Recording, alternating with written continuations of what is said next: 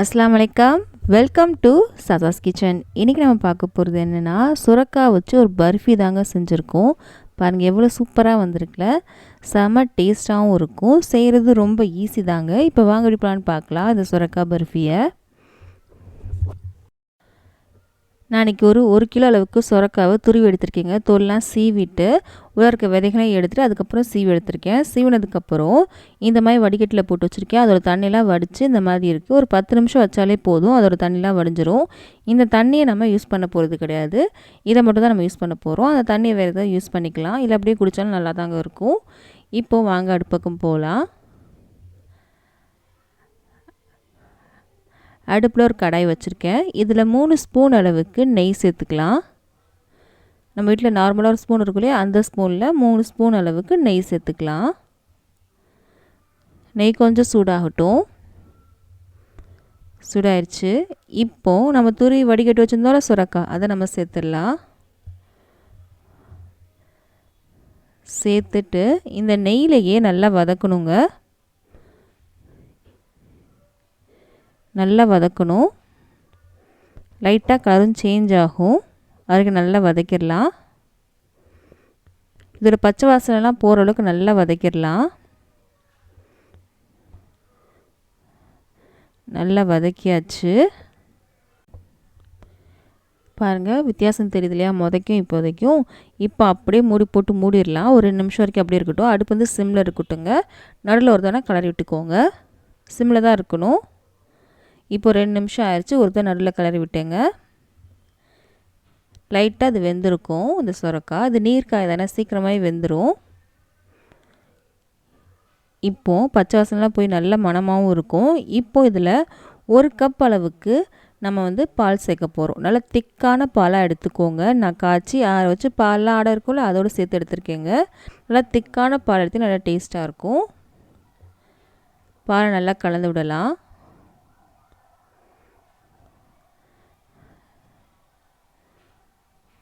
நல்லா கலந்து விட்டதுக்கப்புறம் நம்ம 1/2 கப் அளவுக்கு சர்க்கரை சேர்த்துக்கலாம். நான் இன்றைக்கி ஒரு 100 கிராம் அளவுக்கு நான் சர்க்கரை சேர்க்குறேங்க. உங்கள் இனிப்புக்கு தகுந்த மாதிரி எடுத்துக்கோங்க. 100லேருந்து 150 கிராம் அளவுக்கு கரெக்டாக இருக்கும். 1 கிலோ சுரக்காய்க்கு 1 கிலோன்னா அதில் நீரே ஜாஸ்தி தான் இருக்குது, நீர்க்காய் அப்படின்றதுனால. வடிகட்டதுக்கப்புறம் கம்மியாயிருங்க. இதில் கொஞ்சமாக ஏலக்காய் தூளும் சேர்த்துருக்கேன். ஏலக்காய் தூள் சேர்க்கும்போது வீடியோ ஆனில் இருக்குதுன்னு நினச்சேன், ஆனால் ஆஃபில் இருந்துச்சு, அதை நான் பார்க்க மறந்துட்டேங்க. இப்போ மூடி போட்டு மூடியிருக்கேன். ஒரு 5 நிமிஷம் வரைக்கும் அப்படியே விட்டுடலாம். அடுப்பு சிம்மில் தான் இருக்கணும். ஒரு 5 நிமிஷத்துக்கு அப்புறம் பாருங்கள், இந்த மாதிரி தான் இருக்கும். இன்னும் கொஞ்சம் தண்ணி மாதிரி இருக்குல்லையா, அது கொஞ்சம் வெள்ளை வற்றணும். அடுப்பு ஃபுல்லாக வச்சுருக்கேன். தண்ணிலாம் வற்றிருச்சு. இப்போது இந்த மாதிரி தான் இருக்குது. நான் இன்றைக்கி ஒரு 1/2 கப் அளவுக்கு பால் பவுட்ரு எடுத்திருக்கேன். உங்கள்கிட்ட பால் பவுட்ரு இல்லை அப்படின்னா ஒன்றும் பிரச்சனை இல்லை. உங்கள்கிட்ட ட்ரை ஃப்ரூட்ஸ் இருக்கும் இல்லையா, பாதாம் இருக்கலாம், இல்லைனா முந்திரி இருக்கலாம், அதை கூட நீங்கள் அரைச்சிட்டு அதை கூட நீங்கள் சேர்க்கலாம். கொஞ்சமாக தண்ணி சேர்த்து கொஞ்சம் திக் பேஸ்ட்டாக அரைச்சிட்டு நீங்கள் சேர்க்கலாங்க. அதுவும் இல்லைனா நம்ம நெய்லாம் எடுக்கிறதுக்காக பால் ஆடை எடுத்து வைப்போம்ல ஃப்ரீசரில், அதை கூட நீங்கள் சேர்த்துக்கலாம். ரிச்னஸ்க்காக மட்டும்தான் அந்த பால் ஆடை சேர்க்குறோம், அதாவது பால் பவுட்ரு இந்த மாதிரிலாம் சேர்க்குறோம். ஏன் இப்படி சேர்க்குறோம் அப்படின்னா, நம்ம சாப்பிடும் போது உங்களுக்கு பர்ஃபி டேஸ்ட் வரணும்ல, அதுக்காக தான் நம்ம இதெல்லாம் சேர்க்குறோம். நம்ம சுரக்காயில் தான் செய்கிறோம். சாப்பிடும்போது சுரக்காய் சாப்பிட்ட மாதிரி இருக்கக்கூடாது, ஆனால் டேஸ்ட்டாகவும் இருக்கணும் இல்லையா, அதுக்காக தான் இந்த மாதிரிலாம் சேர்க்குறோம். இப்போ நல்லா கலந்து விட்டாச்சு. இதுக்கப்புறம் நான் இன்றைக்கி தேங்காய் இருக்கு இல்லையா, காஞ்ச தேங்காய், அது நான் எடுத்திருக்கேன். நீங்கள் ஃப்ரெஷ் தேங்காய் கூட எடுத்துக்கலாங்க. டெசிகேட்டட் கோகனட் சொல்லுவாங்க, அது நான் எடுத்திருக்கேன். இல்லைனா ஃப்ரெஷ் தேங்காய் கூட நீங்கள் துருவிட்டு அதை கூட நீங்கள் சேர்த்துக்கலாம், நல்லா டேஸ்ட்டாக இருக்கும். இதே நல்லா கலந்து விடலாம். நான் ஒரு 3 ஸ்பூன் அளவுக்கு நான் சேர்த்துருக்கேன். தேங்காய் சேர்க்கறதுனால நல்லா டேஸ்ட்டாகவும் இருக்கும். இப்போது நம்ம கரு சேர்க்க போகிறோம். நான் வீடியோக்காக மட்டும்தாங்க கலர் சேர்க்குறேன். வீடியோவில் பார்க்கும்போது கொஞ்சம் அழகாக இருக்கணும் இல்லையா, அதுக்காக தான் நான் கலர் சேர்க்குறேன்.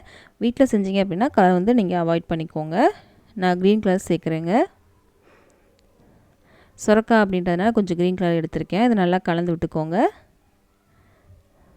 வீடியோக்காக மட்டும்தான் கலர் எடுத்திருக்கேன், ஏன்னா வீடியோவில் பார்க்கும்போது கொஞ்சம் அழகாக இருக்கணும் இல்லையா, அதுக்காக மட்டும்தான்.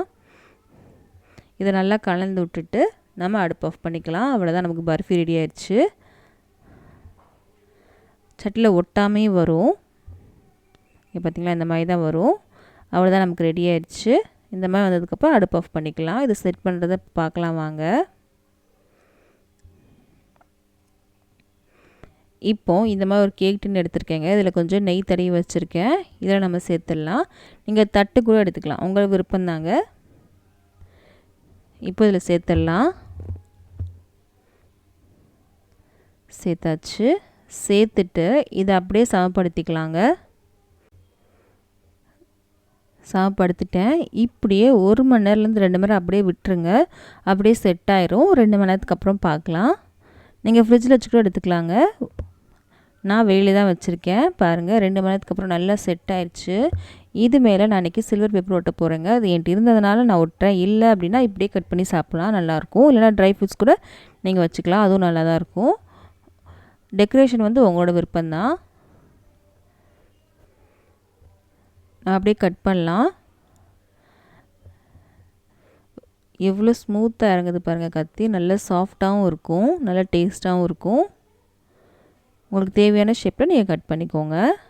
கட் பண்ணிவிட்டேன். இப்போ நம்ம இதை எடுக்கலாம்.